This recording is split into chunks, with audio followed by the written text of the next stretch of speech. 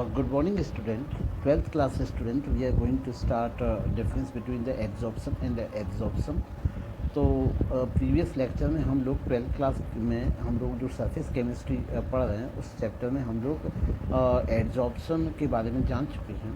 आज हम समझेंगे कि एड्जॉर्प्शन और एब्जॉर्प्शन में क्या अंतर होता है। तो चलिए स्टार्ट करते हैं। तो adsorption is a different from the absorption. In the absorption molecules of a substance are uniformly distributed in the bulk of the other, whereas in adsorption molecule of one substance are present in higher concentration at the surface of the other substance। अगर हम बात करें कि absorption की, तो जो absorption होता है, एब्जॉर्प्शन आपका जो एक बल्क प्रॉपर्टी है, बल्क प्रॉपर्टी है। कोई भी जो सब्सटेंस होता है वो आपके, जिसको हम कह सकते हैं एड्जॉर्बेंट और एड्जॉर्बेट, वो आपकी यूनिफॉर्मली डिस्ट्रीब्यूटेड होता है। लेकिन अगर हम बात करें एड्जॉर्प्शन की, अगर हम बात करते हैं एड्जॉर्प्शन की, तो जो एड्जॉर्प्शन है, एड्जॉर्प्शन एक प्रकार से हम कह सकते हैं एक सरफेस प्रॉपर्टी है। एड्जॉर्प्शन केवल सरफेस पर होता है और एब्जॉर्प्शन आपके बल्क प्रॉपर्टी है। ये आपके पूरे बल्क में होता है, संपूर्ण जो द्रव्यमान होता है में होता है, संपूर्ण द्रव्यमान में होता है। प्रीवियस क्लास में हमने देखा था, सबसे पहले फिर से मैं बच्चों को रिकॉल करवाना चाहूँगा कि आपका एड्जॉर्बेट और एड्जॉर्बेंट में अंतर स्पष्ट करना। कि जैसे सपोज़ कीजिए कि ये आपका कोई भी सब्सटेंस है, इसकी कोई भी लिक्विड है या कोई सॉलिड है, जैसे चारकोल है, तो इसकी सरफेस के ऊपर सपोज़ कीजिए इसकी सरफेस के ऊपर जो पदार्थ आच्छादित हो जाता है, कवर हो जाता है, ये आपका जो अपर सरफेस होता है, जो कि आपका अपर सरफेस होता है, उसको हम कहते हैं एड्जॉर्बेट। ये ऊपर वाले जो ब्लू लाइन है, ये है आपका एड्जॉर्बेट, और जिसके ऊपर ये कवर करता है उसको हम कहते हैं एड्जॉर्बेंट। एड्जॉर्बेंट, तो ये आपका एड्जॉर्बेंट के ऊपर एड्जॉर्बेट कवर कर लेता है। क्योंकि जो मैं बताया था प्रीवियस लेक्चर में कि जिन सरफेस के ऊपर जो मॉलिक्यूल्स होते हैं लिक्विड के, वो एक अनबैलेंस्ड फोर्स को फील करते हैं, उनके ऊपर एक अनबैलेंस्ड फोर्स होता है। तो उस अनबैलेंस्ड फोर्स को बैलेंस्ड करने के लिए जो ऊपर से जो एक्स्ट्रा फॉरेन पार्टिकल्स होते हैं, उन पार्टिकल्स को वो अपनी तरफ अट्रैक्ट करता है। और अट्रैक्ट करने के बाद, जब अट्रैक्ट कर लेता है, तो अट्रैक्ट करने के बाद उसकी कवर के ऊपर उसकी लेयर कवरिंग हो जाती है। तो जो ऊपर वाला जो सब्सटेंस होता है, जो एड्जॉर्बेंट होता है, जो सरफेस और जिसके ऊपर जो सब्सटेंस जिसको कवर कर लेता है, उसको हम कहते हैं एड्जॉर्बेट। जैसे हमने काफ़ी चारकोल के एग्जाम्पल भी बताए थे, तो आप जानना चाहें तो आप प्रीवियस लेक्चर को देख सकते हैं। तो हम लोग स्टार्ट करते हैं। तो ये एड्जॉर्बेट जो होता है, एड्जॉर्प्शन जो होता है, एड्जॉर्प्शन एक सरफेस प्रॉपर्टी है, लेकिन जो एब्जॉर्प्शन होता है वो आपकी पूरे बल्क प्रॉपर्टी है, पूरे में पाया जाता है। जैसे अगर हम एग्जांपल लेना चाहें तो एग्जांपल हम ले सकते हैं अमोनिया का। जो अमोनिया है वो वाटर के द्वारा एब्जॉर्ब की जाती है।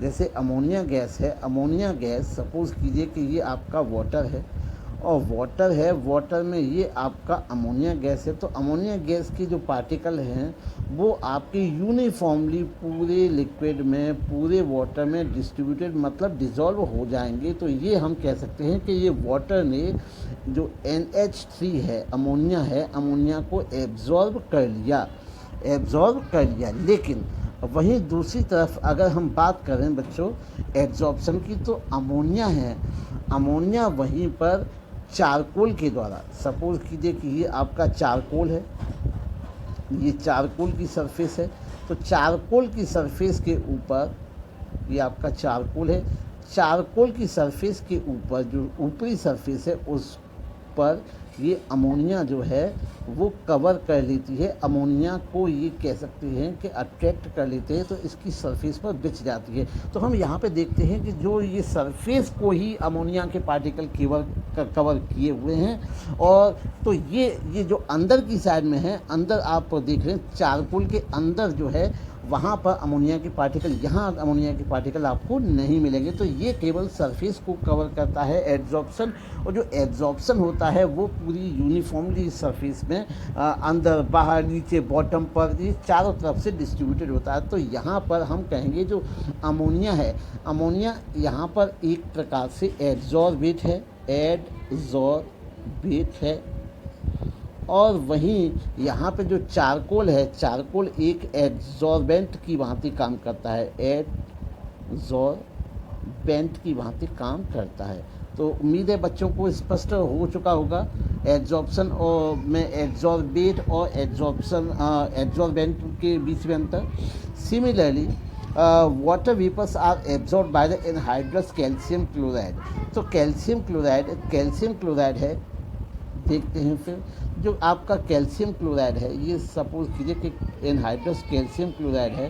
कैल्शियम क्लोराइड में जो वाटर वेपर होते हैं वो पूरे में यूनिफॉर्मली एब्जॉर्ब हो जाते हैं, पूरे में, क्योंकि मैंने बताया कि ये जो प्रॉपर्टी है वो बल्क प्रॉपर्टी है। आप पूरे में कैल्शियम क्लोराइड में जो मॉइस्चर है, चाहे हम बॉटम की बात करें, चाहे लेफ़्ट साइड में बात करें, चाहे अपर साइड में बात करें, जो डिस्ट्रीब्यूशन होगा इसका यूनिफॉर्मली पूरे बल्क में होगा।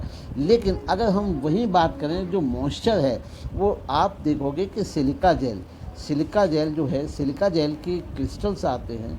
तो जो सिलिका जेल की क्रिस्टल्स आते हैं, तो इस प्रकार से आपके जो सपोज कीजिए कि ये सिलिका जेल की जो क्रिस्टल्स हैं, तो क्रिस्टल्स के ऊपर ये सिलिका जेल होता है। सिलिका जेल की सरफेस के ऊपर जो वाटर मॉलिक्यूल होते हैं वो केवल जो अपर सरफेस होता है, अपर सरफेस को कवर कर लेते हैं, अपर सरफेस को कवर। तो ये जो प्रोसेस है वो आपका एब्जॉर्प्शन है। यहाँ पर कोई भी मॉइस्चर का जो पार्टिकल होगा वो आपके जो बल्क पोर्शन है, जो अंदर की साइड में जो पोर्शन है उसको कवर नहीं कर पाएगा, ये केवल आपकी सरफेस को ही कवर करेगा। तो यहाँ पर मैं फिर से बच्चों को रिकॉल करा दूँ, ये जो यहाँ पर जो मॉइस्चर, जो ब्लू पार्टिकल मैंने दिखाए हैं वो मॉइस्चर के पार्टिकल हैं, और मॉइस्चर जो है वो यहाँ पे एड्जॉर्बेट की भांति काम करता है। ये आपका एड्जॉर्बेट है, यहाँ पर मॉइस्चर आपका एड्जॉर्बेट है। और वहीं अगर मैं बात करूँ ये सिलिका जेल यहाँ पे एड्जॉर्बेंट है, यहाँ पे सिलिका जेल आपका एड्जॉर्बेंट है। तो सिलिका जेल आपका एड्जॉर्बेंट, और वहीं आपके जो वाटर मॉलिक्यूल हैं वो आपके एड्जॉर्बेट है। तो इस प्रकार से dipping of the chalk stick in the ink provide a more clear distinguish between the absorption and adsorption. When chalk stick is dipped in the ink for some time, it's broken after it's taken out and found then white inside, but when the coloring matter is retained only on the surface due to the absorption, while solvent of a ink goes deeper to the ink stain due to the absorption। तो अगर हम बात करें, तो अगर हम इसके लिए सबसे बेस्ट एग्जाम्पल के तौर पे अगर हम देखें, तो यहाँ पे अगर हम किसी भी अगर चौक को एग्जाम्पल के तौर पे लेते हैं, अगर हम चौक है, ये आपका एक चौक है, और किसी भी चौक को अगर हम डिप कर देते हैं ब्लू कलर की इंक, ये ब्लू कलर की इंक में हम लोग इसको डिप कर देते हैं। तो डिप करने के बाद में जब हम देखेंगे, तो डिप करने के बाद में ये जो ऊपर से जो पूरी चौक है इसका कलर क्या हो जाएगा, ब्लू हो जाएगा। इसका पूरा जो कलर होगा वो आपका जो चौक विल बिकम ब्लू।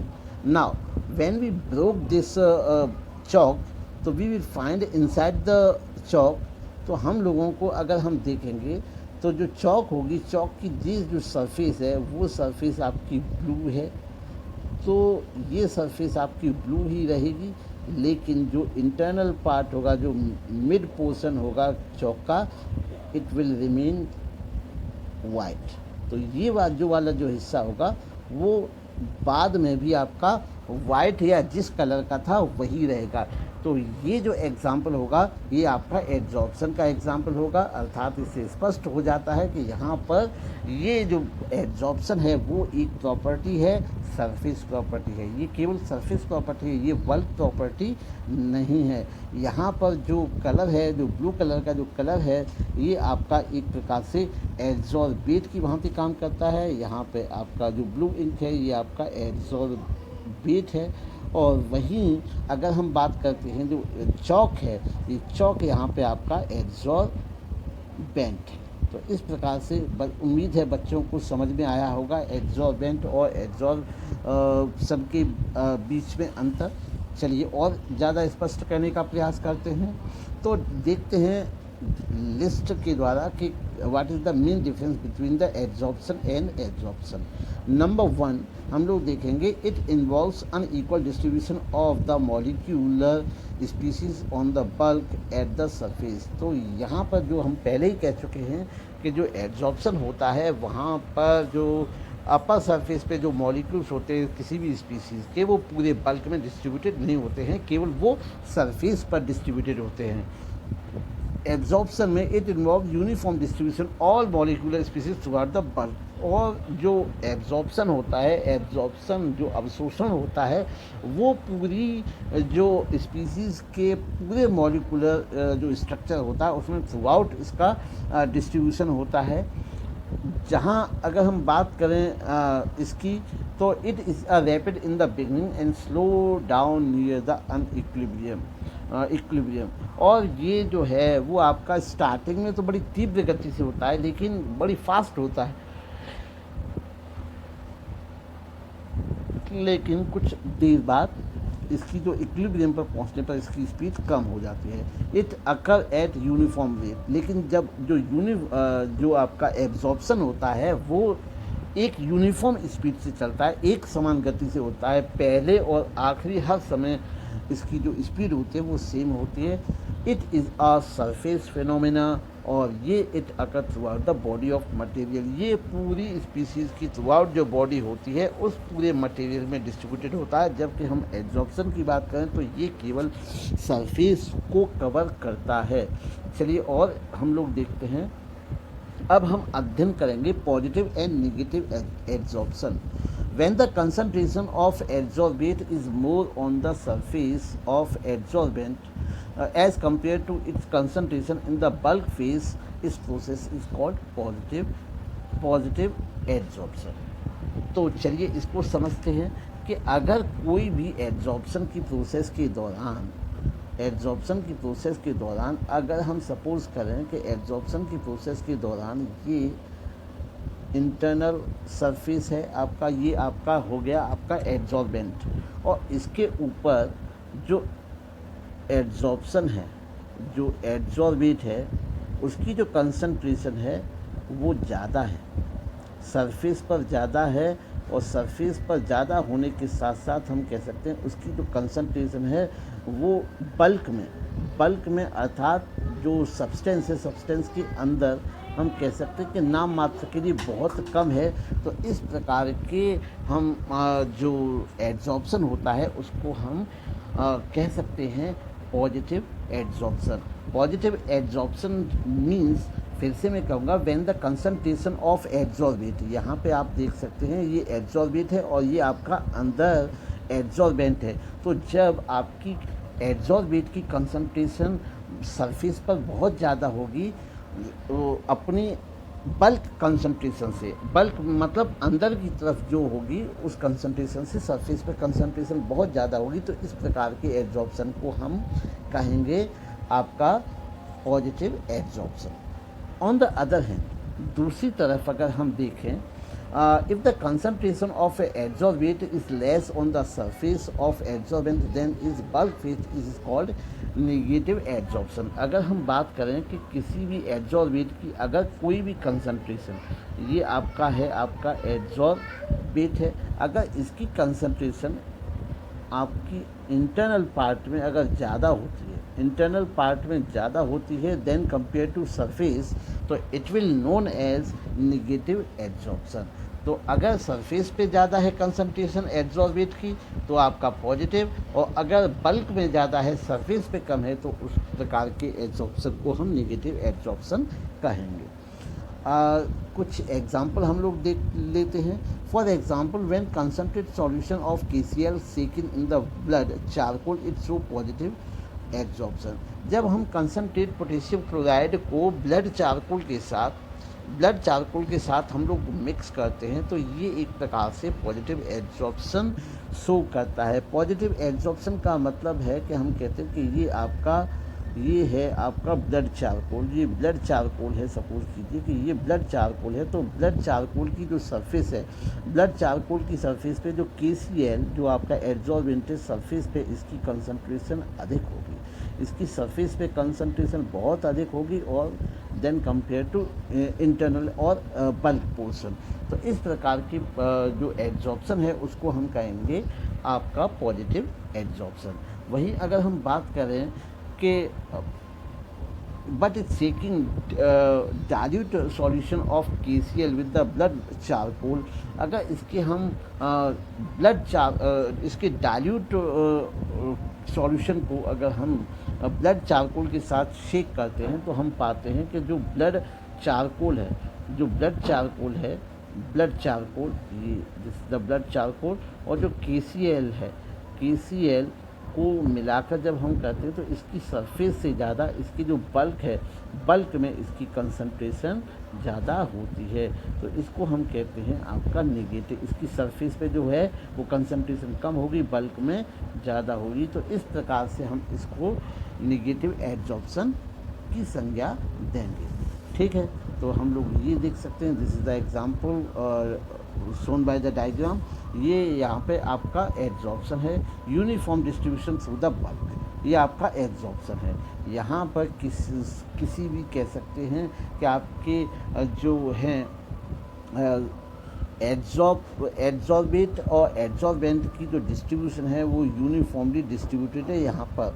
लेकिन अगर हम पॉजिटिव एड्सॉर्प्शन की बात करें तो यहाँ पे हम देखते हैं यहाँ की कंसंट्रेशन, सरफेस कंसंट्रेशन यहाँ पे ज़्यादा है, अंदर की पोर्शन में कंसंट्रेशन बहुत कम है।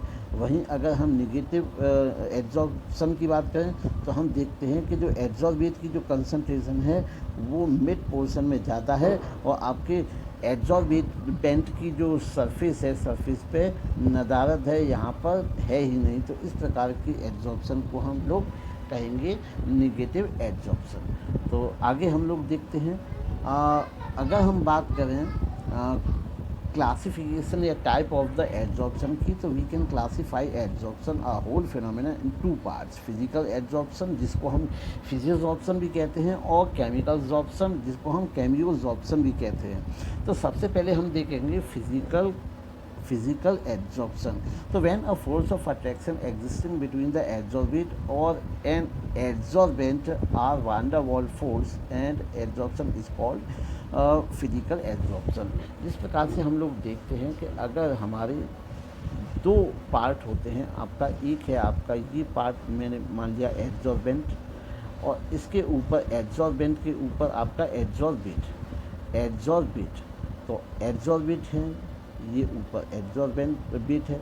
तो जो एड्सॉर्बेंट और आपका एड्सॉर्बेट के बीच में जो लगने वाला जो अट्रैक्टिव फोर्स होता है, क्योंकि इसके भी जो मॉलिक्यूल्स हैं, इसके जो मॉलिक्यूल्स हैं, इसके मॉलिक्यूल्स और इसके मॉलिक्यूल्स के बीच में आपस में जो अट्रैक्टिव फोर्स होगा, अगर वो अट्रैक्टिव फोर्स जो है वो आपका वंडर वॉल फोर्स रहेगा या जो कि आपका एक वीक अट्रैक्टिव फोर्स होता है तो वांडर वाल फोर्स होगा। तो इस प्रकार के हम एड्सॉर्प्शन को फिजिकल एड्सॉर्प्शन कहेंगे। This type of adsorption is also known as physiosorption और वांडर वाल एड्सॉर्प्शन।